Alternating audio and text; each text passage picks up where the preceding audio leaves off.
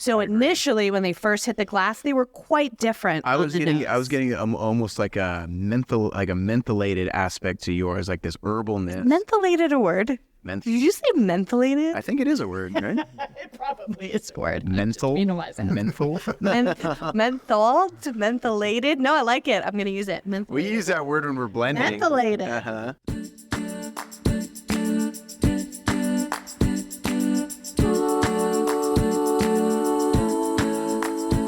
So close to a decade ago, Michael and I were in an Italian restaurant here in Sonoma County, and we were looking at the wine list, and we saw a local Sangiovese from Sonoma County on their menu, and that is pretty rare, and so we were excited, and we ordered the wine, and of course it was fantastic with the meal. And I remember the label made an impression on me because it had sort of an old Italian painting on it that reminded me of a painting that hung in my aunt's kitchen in Brooklyn. So it just stuck with me. And as I was sitting there at the table, I said, well, who are these people? This Ramazzotti Sangiovese. And I looked them up and I found that their tasting room was literally about 8 minutes away from the restaurant where we were sitting. And so began the relationship with Michael and I and the Ramazzotti family.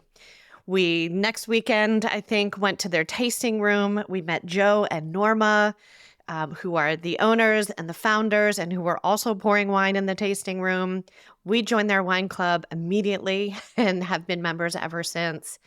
And in the last 5 years or so, we have been able to get to know Travis Ramazzotti, their son, who is part of the family business as a second generation.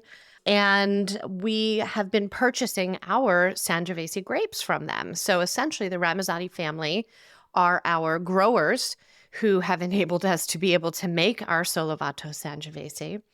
And they're a wonderful family who make wonderful wine. And they have a tasting room in Geyserville, which is a tiny little town in Sonoma County. So this week, I'm interviewing Travis Ramazzotti, who was a great sport and said he'd love to come on and talk about what it's like to be part of a family who's been growing grapes and making wines, and also share with us a little bit about his experience of being a second generation in a family business and what that's like.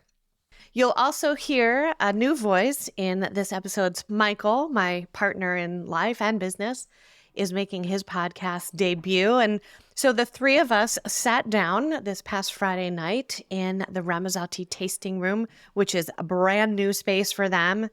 And we tasted their 2021 Sangiovese and ours side by side because the grapes are from the same place, their estate, their vineyard, but our processes are a little bit different. So listen in as we hear about the Ramazzotti family story, as we get to know Travis and get his take on today's climate of the wine business, and as we talk about our two wines together. And don't forget, for this episode and all others, please leave us a rating, a review, and share it with someone who might get a kick out of it as well. Here we go with Travis Ramazzotti. We are here in Geyserville in the Ramazzotti's brand new, newly opened tasting room. And thank you for being open to doing this. Oh, my pleasure. We've been talking about it for a while, so this was fun to do, and I'm glad we could all make it happen. Thank you for coming up to join me here and helping promote the new space and talk about some of our beautiful wines. So let's start with this. So I've already told people a little bit about your family and the connection that we have with you guys, but I would love for you to share with our listeners just a little bit about, like, how did your family get started in this business here in California? Well, thanks for asking. It's a pretty unique and wonderful story. So my father, his two siblings, and his parents, my grandparents, they immigrated over here in 1958 from the Le Marche region of Italy. Kind of untraveled, unknown region of Italy. It's on the Adriatic, central in the country, but really a beautiful wine growing region. So they immigrated over here in 1958 and moved directly to a farmhouse that our god aunts had owned out in Dry Creek Valley. It was a functioning prune and grape ranch. She didn't have a husband, had no kids, so she needed my grandfather and his kids to come out and help run this ranch for them, which was how they were able to get the paperwork and get them over here legally at that time.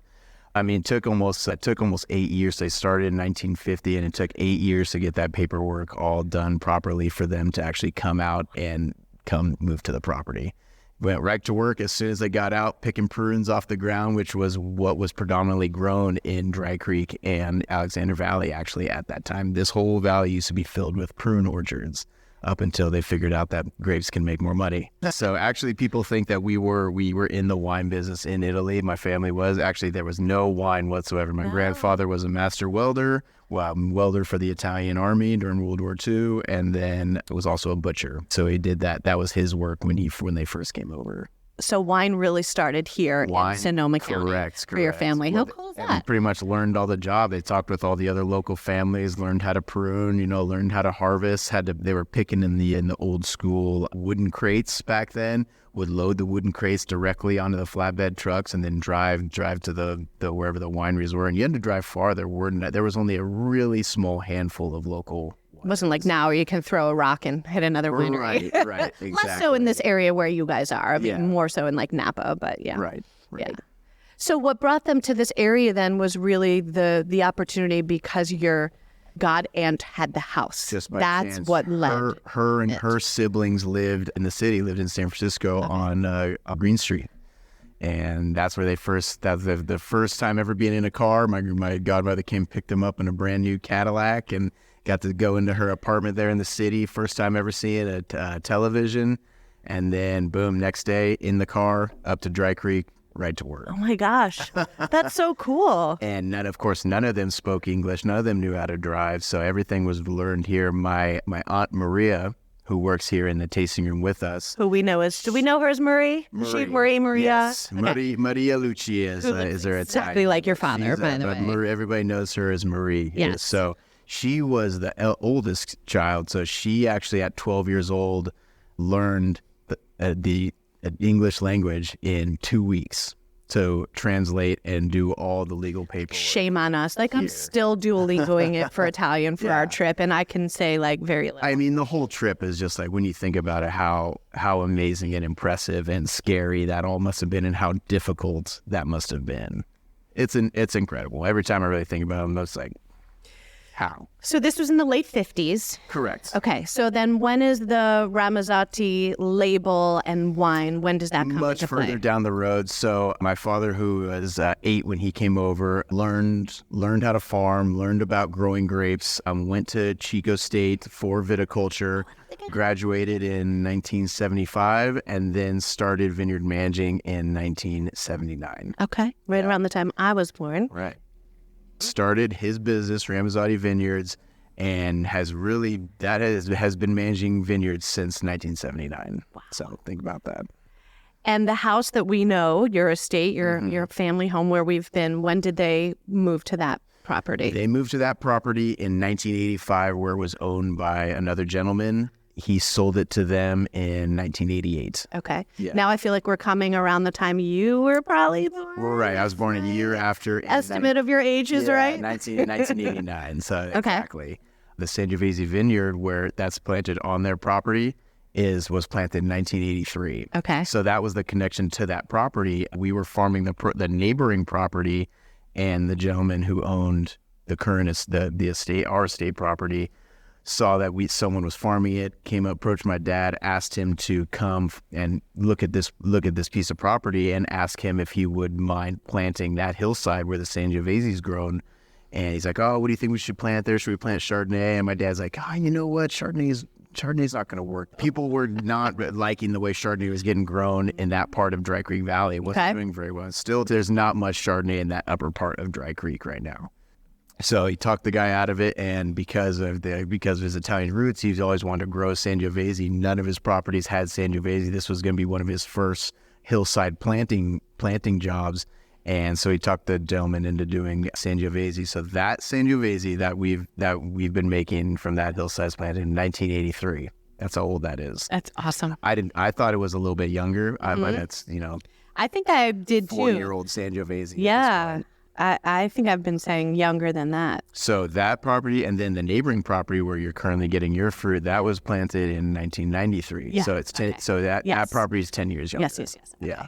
Wow. So my entire childhood was all farming. We never made any wine. They made a few little basement lots here and there, but half of it went to the grape half side. half of it turned into vinegar. Some of it they filled in those 1 gallon jugs with the handles, but it was always the Rossi jugs. Those are always a little rough. So it was always vineyard and farming. Then tough economic times in the early 2000s, grape sales plummeted. We could not sell the fruit. All of our contracts got canceled or came up and didn't get renewed. So in 2002, it must have been 2002, we just had all this fruit hanging on the line. You're like a teenager at this time, but you're very aware of what's going on. I was just about to start high school. Okay. I'm just about to finish middle school, going to high school. So I didn't know what was going on. Right. I would always help as much as I could with the harvest. I learned how to prune. That was always my summer job. How old were you when you learned how to drive a tractor? Pretty young. I learned, actually, you know what? I learned to drive a tractor when I was 13, and then my first vehicle was a Jeep Wrangler, which also was stick. So it was an easy transition from tractor to Jeep. So awesome. Yeah, and then that's how it all started. So 2002, we out of literally staying alive necessity, we decided to take the grapes that we couldn't sell, crush them at a custom crush facility, and then sell that wine. Because we didn't have a tasting room, it was all wholesale. So we were selling to grocery stores, as many restaurants as we can, online platforms, which weren't very many at that point. So it was mainly the old, grocery stores and whatever restaurants we can get into. At that time, we had three lots: Chardonnay, Merlot, actually 4 lots: Chardonnay, Merlot, Syrah, and then the Zin blend, our Ricordo blend. Okay. Yeah. And we've just kind of refined it ever since. Our first storefront was 2008. We were down the street here in Geyserville at a collective. Oh yeah, the co-op place, Co-op collective, whatever you want to call it, called Locals, which was very cool. That was actually one of my first jobs. I came home from college that first year, worked in the shop pouring wine in the tasting room. Nope, I was only 18. Oh, so I was pouring anything. I was a stock boy. Okay, I was just stocking wine. You didn't get the sexy job. You were stocking. I got the stock boy job. Yeah. So it was a fun summer job because people were still in there. I still got to talk to people about the family wine. So it was just fun. You were still immersed in it and around it. Yeah, exactly. Where did you go to school? Southern California, San Diego State. And so growing up surrounded by all this agriculture and farming, where you're like, I must study agriculture. No, I didn't think that. Tell me about that. I didn't think that at all. Well, San Diego's an amazing place, by the way. I don't know. It's a tough place to not love. But they had a great business school, and I wasn't sure if I was at that point, if I was gonna indulge in the wine business. It seemed difficult, and I wasn't sure if that's where my passion was quite yet. But by the time I graduated, I realized that it was an amazing business, and that I really did have a love for it. But it still I was really enjoying the life I had down there. I was working service industry, I was working in kitchens, working in the restaurants, front of the house, back of the house. I enjoyed the restaurant life as well, because I was also got to be a little bit involved in the wine. I got to learn and appreciate wine and talking about wine with people on the service side. But what that also allowed me to do was every harvest time, every year, I got to come home, take a couple months off from whatever I was doing in San Diego, help with the harvest, help make the wine, and really get an insight and learn firsthand about all the different aspects of it. And that's when I really fell in love with it. So I did that for about 3 years. And then in 2016, I finally moved back home and made the commitment to join it. You're like, I'm in. Okay. I was hooked. So what is, if someone asks you, like, what is your title? Like, what do you do? What do you tell them? I mean, my official title is, I call it sales manager, but it just depends what day of the week it is. I feel like you do a lot more than that. Yeah, I feel like you're also making wine, which we're about to talk about. We do. Yeah. So there's a trio of us that do all the winemaking, but I've tried not to, like, the things that I try and change and recommend are just small changes. We've got a really good portfolio and plan for each vintage that we make. And if things aren't broken, there's no need to fix it. But there are slight changes that I like to make year to year. Every year, new products come out that seem interesting. So it's like, okay, maybe here we'll try something. If a new yeast comes out that seems super interesting. We may try it. You guys, we get really excited when new yeast comes out. It's like a big deal. Yeah. But you know, it makes me nervous as well because we've got such a good product already. It's kind of you're taking a risk there. So your degree's in business management, and then obviously you learned what you learned being a part of the family as far as farming, and then winemaking as well, just being around it. Correct. Yeah. It's the best way to do it. That's the best way. Yeah. I learned online and through books, and I knew all the numbers, and then it was time to start doing it. I was like, what am I doing? I think the thing that people don't really realize about making wine and this product that we all make, you get one shot a year. Mm-hmm. Now, you might make, especially you guys have a nice portfolio of how many different wines, right? So you're practicing different things. But like for us, we make one wine once a year. Mm-hmm. So there's not a lot of practice that's happening with that. So it's slow to master, right? Exactly. But as I always say, and this is where your family comes in, it's like start with really good fruit and don't F it up. That's right. That's what I say that in the tasting room all the time. Protect it from oxygen. I call myself the shepherd. I'm just shepherding it along. It really starts with what you guys are doing in the vineyard. Oh, truly. I mean, you start with a high-end fruit product, and then just there's a lot of ways you can overcomplicate things in that winemaking process, which does happen a lot. So as of now, at 2024, we have 15 other wineries that we sell fruit to. A handful in Napa County, and then the rest here in Sonoma County. So that's 15 different winemakers that we get to talk to and get different ideas from. And that's really, I love reading and love learning in online classes and, constantly trying to find out new things. But talking to all these different people, that's where I actually learn the most. I love picking people's brains. I'm not shy about asking for questions. You're not shy. That's why you're on the podcast today. You can't have shame in asking for help. I ask for help all the time. You got to have resources that you can rely on. Our lab here in Hillsburg is great. ETS, they can get you analysis of everything, but then you have to figure out a way to analyze that analysis and diagnosis and figure out, okay, if there's a problem, what needs to be done. Mm-hmm. I always say this to Michael, because I'm lucky enough to be surrounded by a lot of mentors, whether I'm asking you and your dad questions, or Sally, who used to be the winemaker at Pride, or Matt, the current winemaker there, or Jim Duane, or Julie Johnson. Like, I have a lot of mentors because I started this very late in life. This is like a second career for me. And I have had to learn to swallow my pride and no pun intended, and ask for help, right? And I always tell Michael, he's like, well, did you ask Sally? Did you ask Matt? Did you ask Jim? Did you ask Joe? And I'm like, you could ask 10 winemakers the same question. You will get 10 different answers. Right. That's the beauty and the excitement. Yeah. And I'm like not a great decision maker. So then I'll waffle back and forth. But that's what's so interesting is that, and we're going to talk about this as we taste our wines together in a minute. Essentially, when we talk about the Sangiovese, like we're starting with the same ingredient, literally from the same place, right?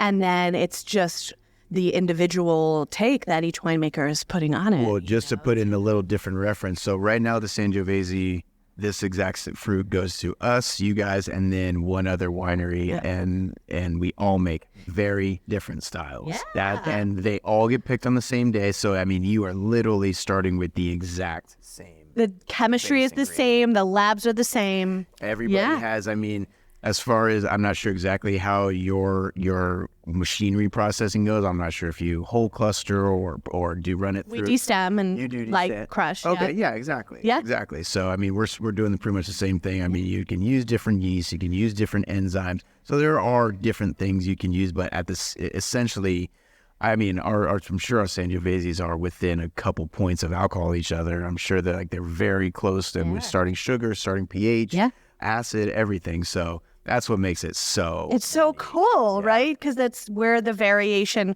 comes in on this product. So how does it feel to have this new space? I know we don't have to get into the challenge that it was to get here, but let's just talk about how is it going in this new space?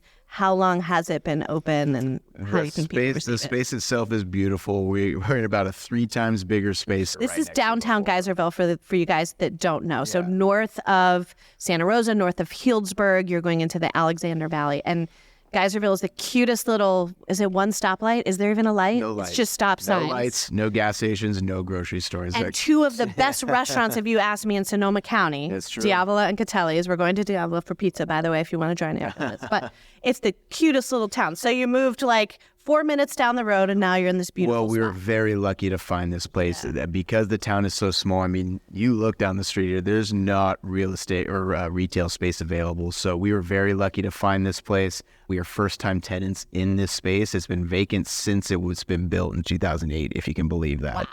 So we were lucky enough to find the space. It needed quite a bit of work, but I think we were probably the perfect fit to come in. Well, and you know, we're in your wine club. That's how we found you. We've been in your wine club for probably close to a decade. And the main criteria that we use, obviously, with joining clubs, working here, living here, and being in the business, is it has to be great wine. Okay, right. Check. You guys have really fun events and parties. Like, you guys know how to do it, whether it's the one up at your parents' home. It's funny. Or I feel like my parents have been throwing parties like that before the winery and wine club was even a thing. I feel like they've been throwing parties like that since I was a kid. Yeah, that was an easy transition. Of course, you were studying the whole time. Of course, that top estate ranch is just such a gorgeous place. It's got that. So where our ranch is actually located, we're in Dry Creek proper, but we're on the east side of the valley looking west, if that makes sense. So we're on this beautiful steep hillside, hard, rocky, gravelly soil with a slight clay influence, but it's the main. You guys hear the nerdy farming part coming out? You hear the soil reference coming out? I love it. The main aspect that makes that property so special for the grape growing is that it's this western-facing, western-oriented hillside. So the advantage of that is, especially in dealing with Sangiovese, that being on that hillside, the grape itself struggles immensely getting close to its harvest season. And what that means for the fruit is it's going to be extra concentrated, low yielding, but incredibly vibrant and flavorful. And I think that is one of the main aspects of growing Sangiovese, because it is, quote unquote, a lazy vine. It needs to be planted hillside, and the more drainage, the rougher the soil, typically it's going to create the more intense style fruit. Yeah, you guys really do have the perfect site for it. Those two side by side properties. Yeah. I mean, there may be one more that I can think of in Dry Creek that has a place like that for Sangiovese, but it's rare. Yeah. For those of you who are listening and are not super familiar with this area in Sonoma County, so Dry Creek is what we call an AVA, or an appellation, right? It's like an outlined area, and then certain vineyards and wineries fall within that, which is why when you see not only Ramazzotti wines, but also with Solavato, you'll see Dry Creek Valley is the AVA that's on the label. That is actually a great segue, I think, Michael, to the question that you had about where we are. Yeah, so people ask me, where your grapes are from. And we always say Dry Creek, and they're like, Dry Creek, Sonoma County. So being a grape grower in Sonoma County, how do you feel the perception since you started growing grapes to now about the Sonoma County versus Napa?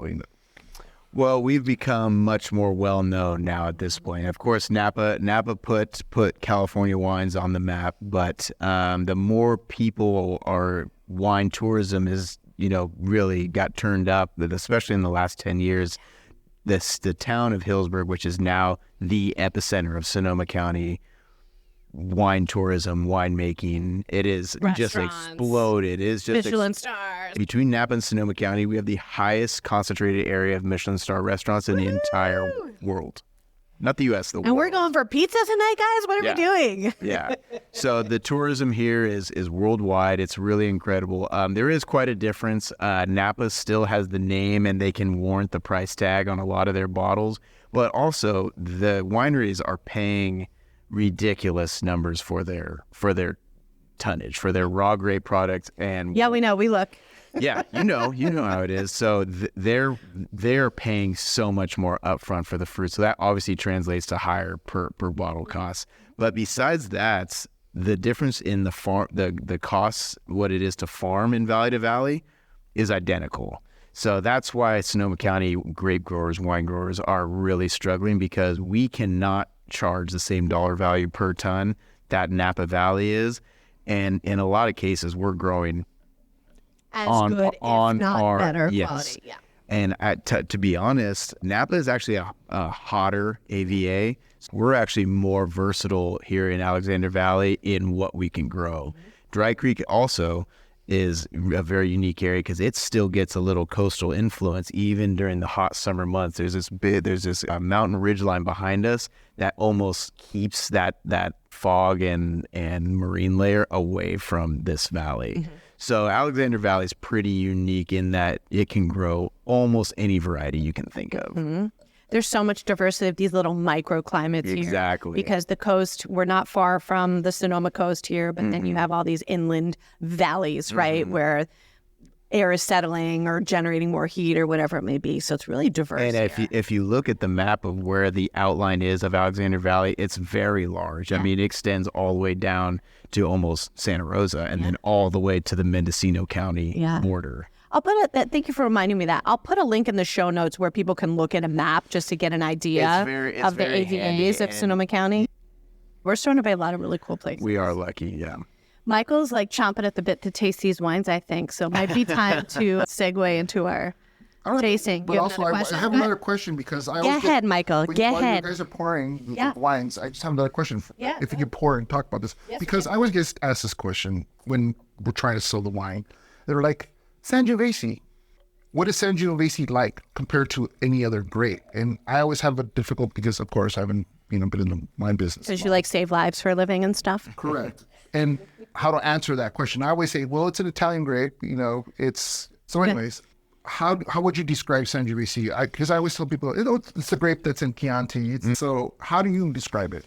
So it's a medium body, medium acid, low tannin wine, but it can be made so many different styles. The Italian style is obviously going to be picked a little lower sugar, so it's going to be much more acid forward, less fruit, which is why it's able to age. That's where you're going to get your Brunello del Montalcinos, these really aged Sangioveses. And I like to call Sangiovese the Italians' everyday drinking red because it is so soft, medium acid, medium body, like I mentioned, and it can go with literally anything or it can go with nothing. That's the best part. I mean, even the local Sonoma County restaurants that we do sell this to, it goes with every one of their dishes, or you can sit there and have it at the bar while you're sitting and talking. It's such a diverse one. That's the beauty. That's what we tell people of why we make it. A, because we love to drink it.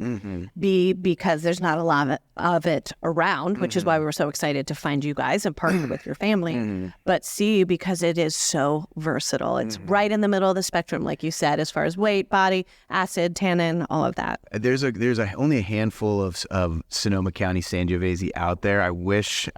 Probably not for the better part of our sales, but I would love to see more Sangiovese planted just because I think this is such a special area for it.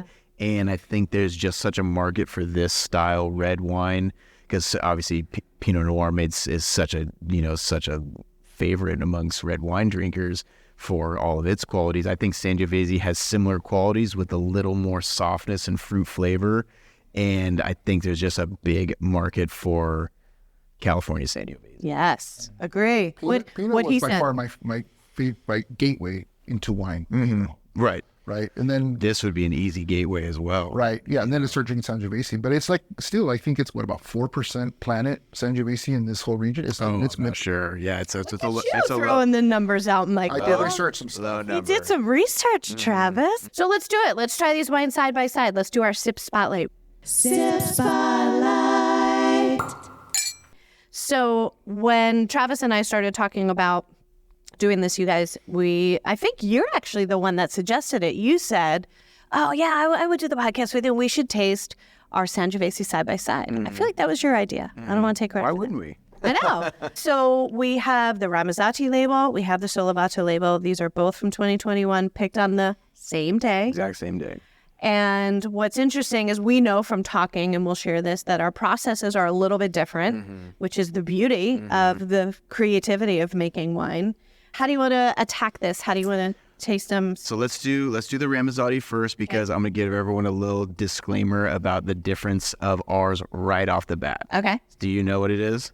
Is that that we do No malolactic fermentation and different oak profile. But even before all that is because we make a Sangiovese rosé, which is a Zinfandel Sangiovese blended rosé.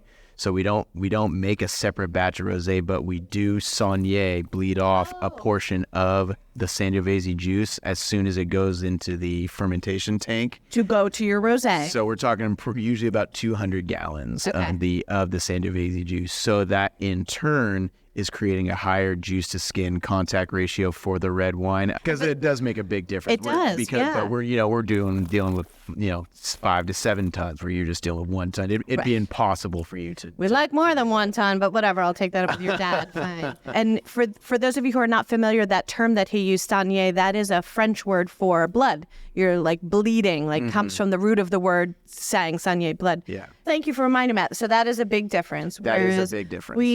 We picked the grapes with you guys that morning. We put them in our trailer. We drive them to St. Helena, to our custom crush facility where we make them.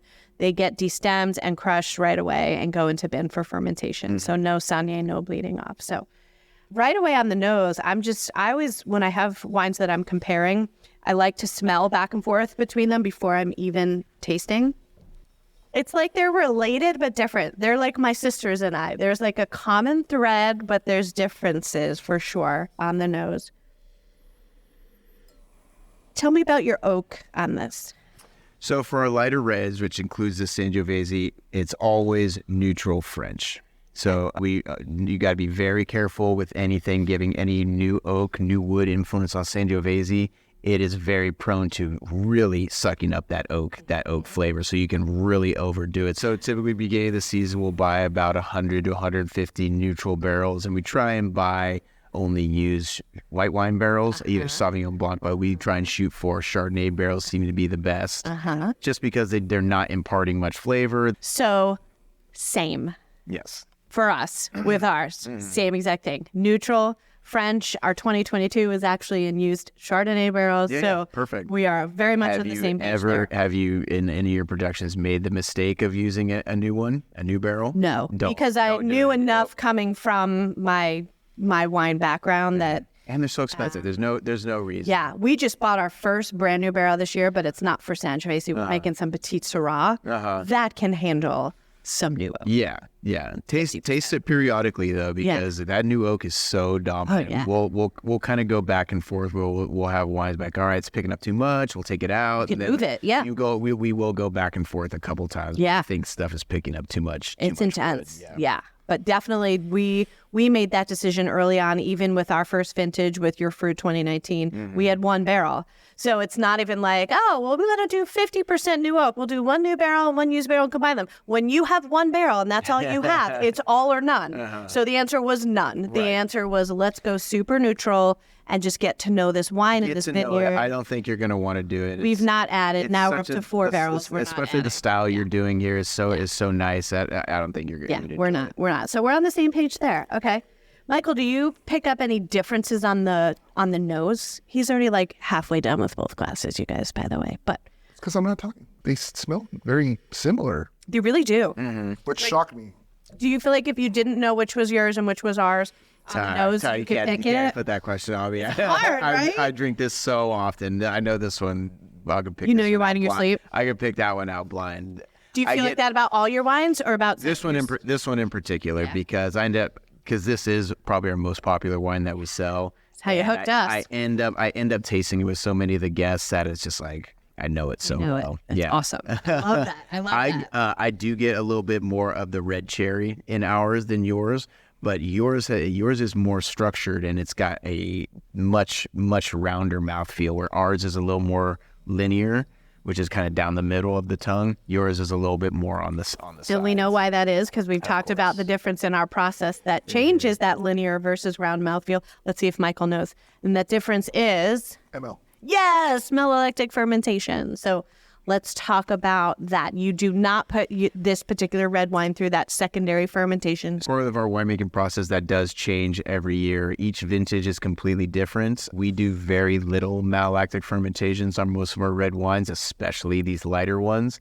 So after the grapes have done fermentation, been pressed off the skin, settled, and get barreled down, we see what our exact number of barrels are. and then we'll typically do 10%.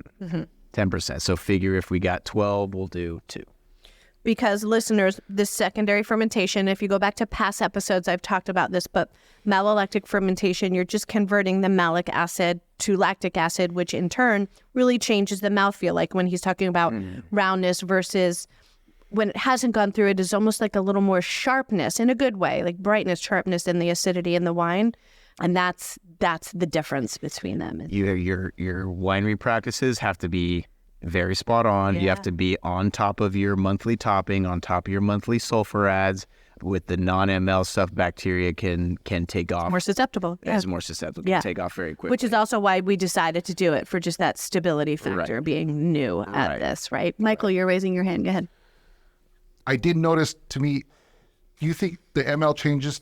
You said acid. It has the taste or mouthfeel of the acid. So do you, because to me, that's one of the biggest differences I feel is just the way the acid feels in my mouth. Correct. You feel like the ML flavor, taste, quite similar, right? But texture, feeling, finish. Where the acid hits in my mouth. Where the lactic acid is softer, so it's changing what the style of acid that your tongue is.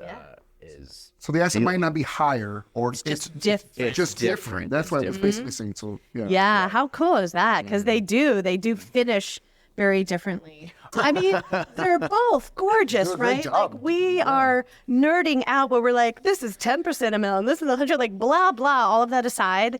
These are two beautiful Dry Creek, Sangioveses, neutral oak from the same place. The tannins should be about the same.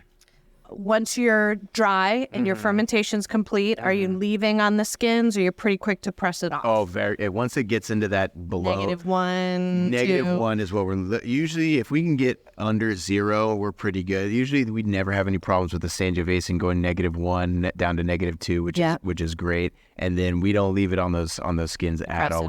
We press it right off. Same for us. Yeah. So we're usually like, just get it in the barrel. So we let it settle for about 2 days, 2 to 3 days. I think our protocol says 48-hour settle time. And Michael, they have a protocol. And then do we need a protocol? You need a protocol. I'm going to get an iPad. We do need a protocol. Oh, I mean, it's just ours on a nice little good old Excel sheet. So don't worry, we're not that fancy. It just keeps our organization. Oh, especially nice with how many wines you guys are making. Oh my God, Nikki, I can't even tell you how many lots we did last year. We overextended ourselves by a lot. That was insane. Your catalog is how big right now? Sometimes it's 13 up to 16, depending. Sometimes we have a sparkling. We just don't have a sparkling right now, but usually it's about 15. 15 is about right.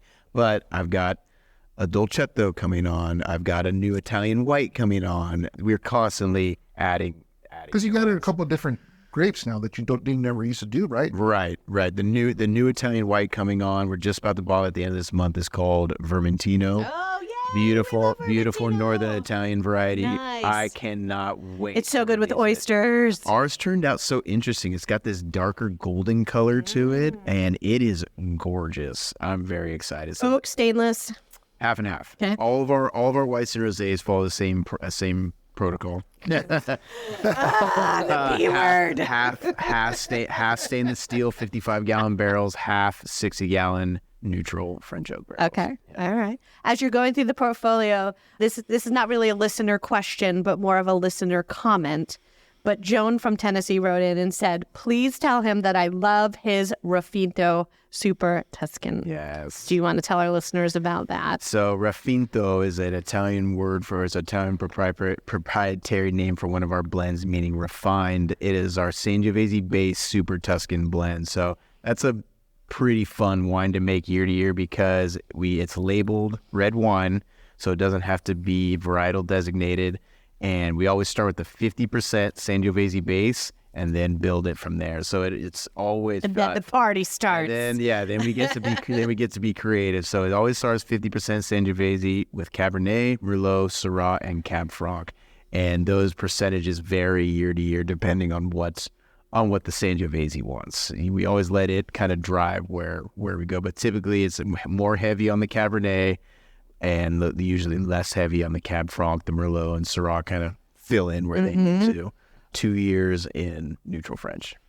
Well, thank you, Joan in Tennessee, for sharing your passion for that. Yeah, you guys just have such an interesting portfolio and lineup of wines, and that's what drew us to your wine club in the first place. What I've noticed, and tell me if you guys agree or disagree, is as these have sat in the glass and opened up in the last 15 minutes that we've been talking, the differences between them, and this is just on the nose, the differences have been minimized. Right. So initially, when they first hit the glass, they were quite different. I was getting almost like a mentholated aspect to yours, like this herbalness. Mentholated a word? Did you say mentholated? I think it is a word, right? It probably is a word. Menthol? Menthol? Mentholated? No, I like it. I'm going to use it. We use that word when we're blending. Mentholated. Uh-huh. On ours or on yours? On yours. And it is... It's just fun to be like, is my wine or your wine? Ours or since gone away, and you are right. They've become more... They're more similar now, right? Similar now after being in the some glass. of those secondary notes kind of simmer down as the fruit comes forward, and the fruit comes forward, and we know that this fruit is the same fruit. Right. It is a word. Right? Mentholated? It is a word. Dude, pound it out. $10. In the Webster Dictionary. Thank you, Michael. Thank you for fact checking over there. Before we move on to our last question, any other thoughts or impressions just about tasting these two beautiful sister wines side by side? I was so happy that we got to taste the side-by-side vintage. I don't know if you and I have ever done that. And I was just commenting earlier how I love your labels. You guys get to do your label production. Shout out to Trisk. Our good friends Hobie and Justin connected them with us, and they do a killer job. And we are still hand numbering every bottle. I see that. Because we make a small enough amount where even though it's a pain in the ass, we can still this do it. bottle, what would you call this with this little hitch at the top? It's called a bar top. To me, it's literally a nightmare. But you guys don't use foils, so you're not going to have to worry about it. We don't use foils. Instead, we do the hand wax that you saw when you had Because you would have had to order 10,000. You know how long it would have taken us to use 10,000 foils? We had these beautiful foils like years ago when we started the 19, custom designed. They were like ombre. There was like 4 different gradients of color from the top to the bottom. And we're like, yes. And then we went to place the order. Our first year was 1 barrel, 2019, 286 bottles. And they're like, when you order foils, it's a 10,000 minimum. We're like, that's like 9 years of wine. So we didn't do it in the first year, and we did the wax. And now, for multiple reasons, A, aesthetics, B, I think a lot of people are starting to move away from foil, just from a waste, from just extra hassle. I know. Have you thought about it? You see the naked bottles out there all the time. I've worked it so hard on all the artwork of mine now that now I'm kind of committed. Well, can we just talk about what a cool last name you have? Like, it kind of just belongs on a label. It does. I mean, it does. And Solavato, Ramazzotti, like they're kind of like sisters. And what is Solavato? Solavato is Italian for uplifted, joyful, relieved, no longer worried. Got it. Is what that translates to. And how'd you decide that? Oh gosh, it was a process, and we knew we wanted it to be in Italian, just to pay homage to not only my heritage but the grape. But everything that we would plug into Google Translate when we were starting this project right after the fire. I think we lost our home in the Tubbs fire in Santa Rosa in Coffey Park. So we were like, what if we named it like From the Ashes or the Phoenix? We were like inspired by this trauma we had been through. And then you would plug that into Google Translate in Italian, and it was like a sentence long, like Della Fattore, da da da da da. I was like, that can't go on a label. No one's gonna be able to say it. So our friend actually was searching and came up with this word, and it's very phonetic. Like when you look at it, Solavato, it's easy to say. It rolls off the tongue nicely. And it talks about joy and uplifting, which we love. And then that sort of secondary definition, which is relieved and no longer worried, that is kind of a tribute to where we are now on the backside of the shitstorm that we went through with fire and rebuilding and all of that. So. No, it's nice. I never heard that story. Yeah, it's cool. So they're beautiful together. Okay, we've taken up enough of your time. So I have one last question I want to ask you, and then we'll wrap it up. This is a question that was recently posed to me and really got me thinking, and I did a whole podcast episode about it last week. So I'd love to know, why is wine important? Well, especially growing up with the Italian culture, food and wine were always together, and food and wine with people and shared experiences was always so important. And so wine to me, wine is memory, and it's experiences, and it's people. So when I'm here, especially in the tasting room, and I'm talking with people and they are enjoying the wine, I'm telling them about our experiences, our story, I'm creating one experience there, and then they're going to take that wine with that shared experience and share it with their loved ones and their friends and their family. And so it's just when people tell me they've seen these wines all across the U.S. and they've had these experiences, like that's what makes it all worth it. And that's what all the hard work and the ups and downs, all the protocols. Well, it's just like, all the stresses, family business is not easy. I feel like we could do a whole nother episode about that. I wouldn't recommend it. I wouldn't recommend it. We love you, Mom and Dad, but it is very difficult. We deal with it enough, just Michael and I, at a micro level. So what does wine mean to me? I mean, I've known about wine since I was probably 5 or 6. I probably had my first glass of wine in dinner when I was probably 8. Yeah, this the little Italian style water Did they water glass. it back for you a little, or no? Absolutely not. Yes. That's not Italian. That is not Italian would never put water in wine. Don't worry. I had plenty of relatives that put water in their wine. I was just like, "What are you doing?" I love it. It's like the ice cubes. That was always part of it. It was always wine bottles on the table was family and friends and gathering, and so it just is part of sharing with people. Because I tell people a lot about, even at Pride, where I've worked for many, many years, they're in the second generation of ownership and kind of thinking about what that third generation may or may not do. Do they want to be a part of it? And there's so many second generation that's you, right, whose parents started this, who are like, I don't want to be a part of that. I could do a million other businesses on this planet and make a lot more money in a lot less time with a lot less risk and a lot less headache. Right. So I love that you're here. I love that you chose to be a part of it. I love that you went and got your business degree and you were like, no, this is what I want to do. Like, is this it? Are you in it? Oh, I mean, not turning back now. I'm too invested in this thing now. So. Oh, and you're so good you do now. No, you could always change, but no, I'm an example of that. You can always change. I'm very invested in it, and I love doing all the different parts of it. I mean, it is a full-time job. Even on days off, there are no days off. You're always doing something. You're always following through with a project, corresponding with people. I mean, the only way at this size is everyone has to do a lot of different jobs. Like when you're asking what my title was earlier, and that's technical. I'm like, sales manager? No, you need a new title. Yeah, no, that's. Well, what I love and what I encourage people who are listening, who are coming on vacation in the area or live in the area like us, what has always been so cool is when you come to the Ramazzotti tasting room, it's either you, your mom, your dad, your aunt. Like, I know you have a couple of employees, right? But 9 times out of 10, it is your family that is pouring these wines for people. Either that, that's amazing. That's just when you get to see us. That's the end point, end sale point. Yeah. What they don't see is that either my dad or I have probably touched that wine or that product at least 2 or 3 times in its life, whether it be the actual wine making in the barrels, but also we're there on the bottling line. We're there in the warehouse pack. Like if you're receiving a shipped package from us, there's like a 90% chance one of our hands are putting it in the box. We do all the packing ourselves. UPS, FedEx, it goes right out of our facility.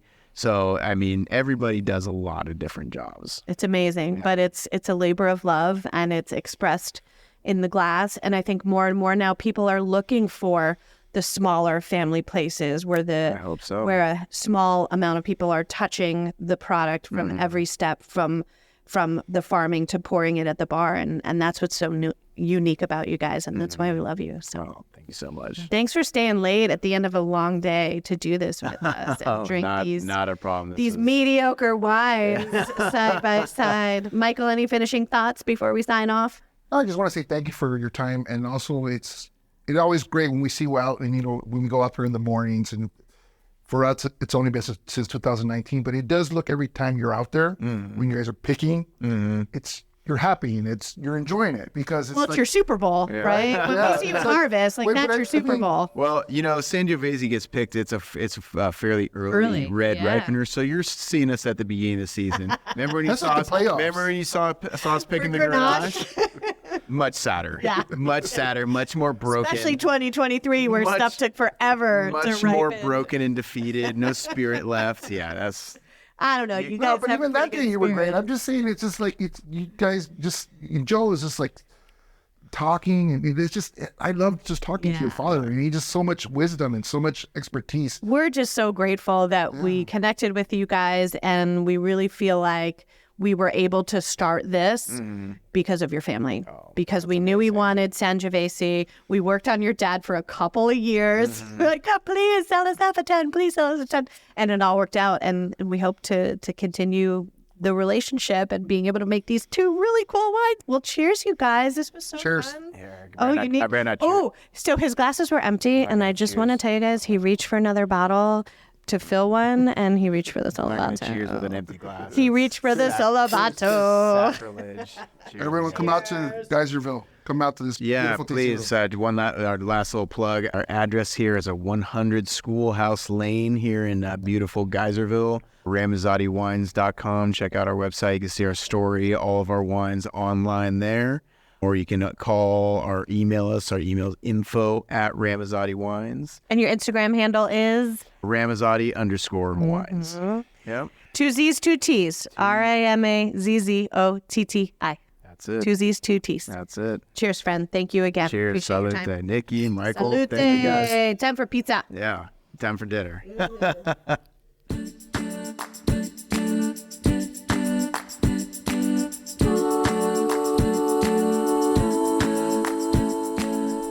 What a special evening that was. I mean, so cool to really spend that time talking with Travis, diving into their family history, hearing about his experiencing their beautiful newly opened tasting room, and of course, tasting two gorgeous, similar but different Sangioveses next to each other. Such a cool experience. I'm so grateful that we're able to do that. If you live in wine country or you're coming to this area, I really want to encourage you to visit their tasting room, meet the family, meet Travis, Joe, Norma, Marie. They have a wonderful team. Their wines are fantastic, and their portfolio, as we mentioned, is really diverse. They make a lot of different wines, a little bit of a lot of different wines, and they're fantastic. You can visit them at RamazzottiWines.com. It's got 2 Z's and 2 T's, RAMAZZOTTI, RamazzottiWines.com, or Ramazzotti_wines on Instagram. And just encourage you to check them out. Look in the show notes. I'll put a link with that Sonoma wine AVA map that we referred to. And as always, we want to thank you for being listeners. So if you are interested in trying our Solovato Sangiovese, we'll put the link in the show notes, and you can use Pod Listener as a discount code for 10% off your wine order, and we can ship it right to your door. And if you'd like to support the podcast, there is a link in the show notes to do that. We would be ever so grateful. Sip well.